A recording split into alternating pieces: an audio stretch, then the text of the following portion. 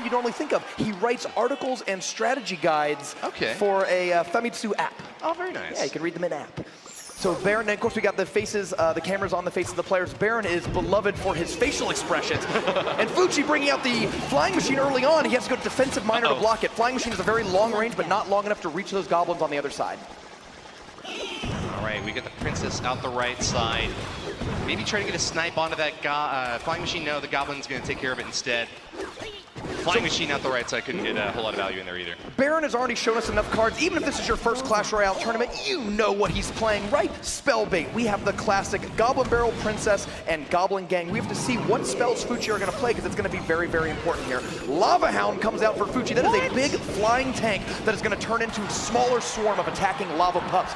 Berin is going to have to make sure that that Lava Hound does not blow up on his tower and unleash all of those lava pups because he'd be in trouble if they did. I think I'm starting to see why Fuchi countered that Goblin Barrel with a miner now. He's got almost no ground-based troops in his deck, relying entirely on the air. He's making a big assault out the right lane, but hasn't connected on the tower yet. I think his miner chip on the left is the only he's gotten so far. And Berin has gotten the better of this early exchange. The first minute or so into the game, both of Fuchi's towers have a little bit of a black eye, and Berin's towers are standing strong. Fuchi called himself a 6 out of 10 on creativity, but this is certainly a new deck to me. It's surprising a lot of people in the stands here, and I'm sure of those watching at home. Let's see.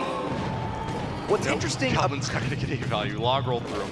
What's interesting about Fuchi as a player is he only plays exactly what he needs to play in order to win. Multiple times during the Japanese finals, he would only play like 5 cards or 6 cards in his whole deck and never actually play the last 1 or 2 cards because he just had a cycle that was working and didn't feel the need to mix it up. Taking a little bit of damage at the left. It's kind of revealing the weakness of this deck that Fuchi's running. So many aerial troops can deal a lot of damage uncontested. You know, Berin's Knight certainly can't reach those flying machines.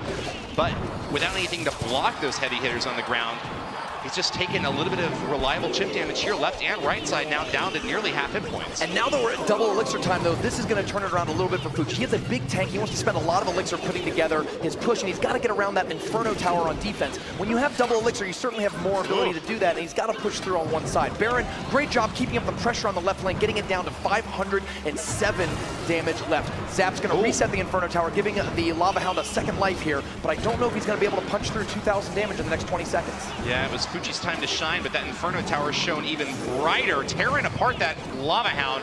Left side now down to 507, almost in rocket range. Berin is getting awfully close. He likely has that as his last and final card in this deck, but the Goblins are going to get it down anyways. Berin with the 1-0 clean sweep of Fuchi. Barely takes any damage on either of his towers. Hard countering his opponent and getting himself the upper leg in this best-of-3 match. Game number 2, Berin in blue along the bottom, Fuchi in red along the top. Advantage for Berin as this best-of-3 match could conclude right here and now if he gets the win. Fuchi needs to turn it around and go for the reverse sweep if he wants to claim this match and move on to the quarterfinals. Knights coming down in the right-hand lane for both players. The red Knight's going to keep that princess healthy, so Miner has to pop up behind her and give her the shovel to the face.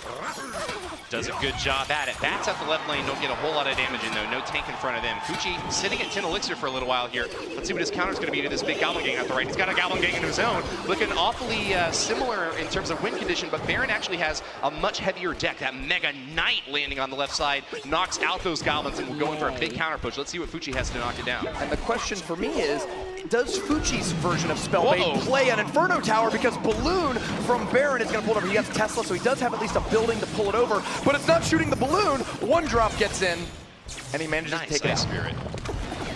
I think Christmas came early for Fuchi and able to throw that little snowball onto the balloon there. Unfortunately, he's going to lose his princess to the balloon death damage, but looking like he's holding on relatively well here. Not a whole lot of damage for either Fuchi or Berin just yet in this match. Can he defend this princess from the miner? No. Might go for the king. He's awfully close. That's why he ignored it. King tower activation early for Fuchi, and Berin has made a big error. Super difficult to make a comeback after that big defensive advantage is set up, and Fuchi's got to be happy about that. Yeah, because now what he can do is use his Tesla towers and other defensive troops, pulling troops into the middle, into that the light alley right cutting through the center of the arena where all 3 towers will shoot for a severe amount of damage. Yeah. He's got to stop this Inferno Dragon from locking on. Ice Spirit jumps freezing it in place, and Goblin Barrel's coming out to do some damage. Then again, it's not necessarily the worst thing in the world for Berin. He's relying more on big heavy hits from the balloon or the Mega Knight even. He's not too worried about little chippy defensive setups from Fuchi. but it can't help him at all to have the King Tower activated there. Great Knight placement, stops the Mega Knight from leaping onto the Tesla Tower. Is going to hold it in place while the tower just picks away little shots at it.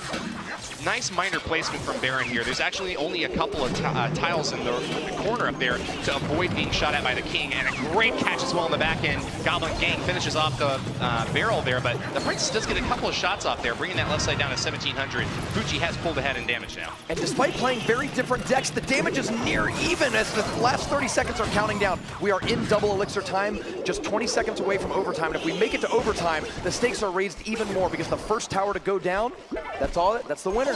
The dangerous thing for Berin in this situation, though, is even though he wants to apply pressure in that bottom right corner with the miner to try to prevent the King Tower from locking on, it's really easy for Fuchi to get a read on where that miner's going to go and try to block it on his own and prevent that damage entirely. Fuchi defending very well against the balloon out here on the left and applying pressure once again out the left. The fact that Berin is running Zap rather than Log means that he's got nothing to finish off those goblins with one hit.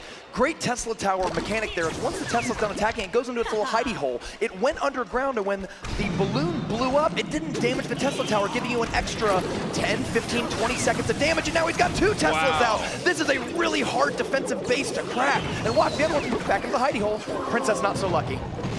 Fuchi once again missing with the Goblin Barrel connection, but getting pretty decent value roll in the Log through the Goblin Gang out the left side and shipping it even further down. Haven't seen the 8th and final card in his deck, but it could be a big surprise hit. The Rocket deals a ton of damage, and it's a very popular inclusion in these log-bait decks. And the miner gets intercepted by the Goblin Gang, letting the Princess live. She turns and switches onto the balloon while the Tesla Tower takes a few shots. Princess is going to go down again, but I think he's doing a great job holding it off.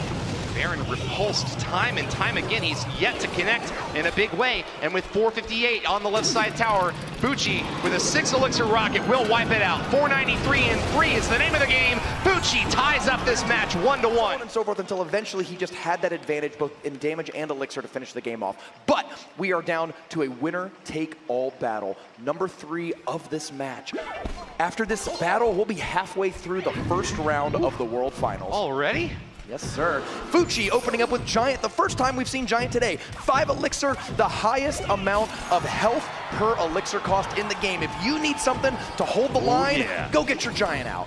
Looks like the Giant's gonna be paired up with a lot of flying critters here, but a bad sign for Fuchi as the Executioner comes in to chop them down. He can get great value against minions, whether they're in horde form or just the trio. Nice strike on the right side for Berin, though. He does manage to get a little bit of damage off the right side tower from that Hog Rider.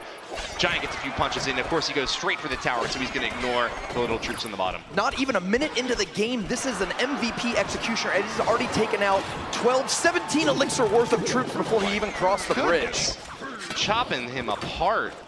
Fuchi's in a lot of trouble here. It's going to require some very careful play and trying to manipulate the Executioner out of Berin's hand in order to get value. I think he's done a pretty decent job here, though. As the Executioner crosses the bridge, we'll see what Fuchi has to counter him. Adaptation is the name of the game. We've spent the first minute 20 learning what kind of decks they got. Fuchi's going to play a Giant and back it up with some support troops. Berin's got the Hog Rider. My goodness! Huge Executioner swing destroys a minion horde, and the Hog Rider is left alone on the right side tower. That Princess takes a beating as she goes down to 485, and Berin pulls far ahead in this match. Those are the kind of plays that win Clash Royale World Championships. With his last bit of health, the Executioner pulls a no-scope 360, throws that axe, cleans out a 5 elixir. If that Executioner hadn't done anything else, that would have been an even trade, 5 for 5. It had already earned some value. To take out that minion horde it's reminiscent of when Clyde lost to Chief Pat because his own minion horde blew up from the Golem. At the King's Cup 1, Hog Rider's going to finish it off. Berin needs to hold tight for the next 52 seconds in order to move on to the next round. The unfortunate thing for Fuchi, though, is that he's having to push on his weak lane. Hold on, now this is a split attack, actually. An Ice Spirit to freeze the minions out the left lane, and it seems that a Tornado is going to end his hopes of being able to attack the left side. Still, though, a Giant has already pummeled the right side tower down to 1101. It's possible that Fuchi is actually going to get more damage out of this game than Berin, but the fact that Berin was able to concentrate it all on the right side tower means that it's looking like he's very likely to win in the next 23 seconds. There is only one hit point that matters, and it is the very last one. Fuchi deals more damage throughout this game, but with 14 seconds to go, Berin just needs to hold on with 1,000 on each tower in order to get away with the win and move on to the quarterfinals. They say the best defense is also a good offense. Berin is showing that that is true. Hog Riders have torn apart Fuchi's left and right side towers. The right side going down means Berin has won. Player from Team Germany from Team Nova from Germany will be moving on to the quarterfinals. A 2-1 victory over Fuchi.